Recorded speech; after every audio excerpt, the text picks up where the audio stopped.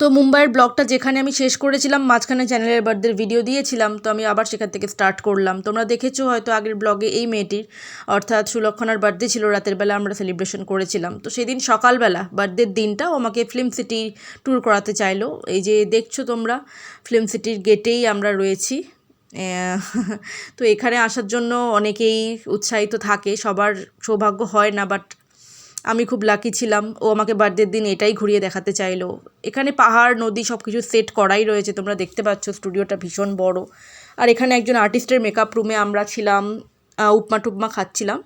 এরপর আমরা একটা সিরিয়ালে সেটে গেলাম, গুম হ্যায় কিসি কে প্যার মে।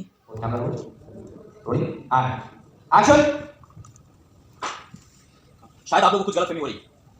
आई एम सॉरी, आप लोगों को ये बात ऐसे या इस तरह से पता चली। आई एम सॉरी कि मैंने आप सबका दिल तोड़ा। आई एम सॉरी मेरी शादी की वजह से इस परिवार में। সেট থেকে বেরিয়ে রাতের মুম্বাই শহর এনজয় করতে করতে বাড়ি ফিরে আসলাম।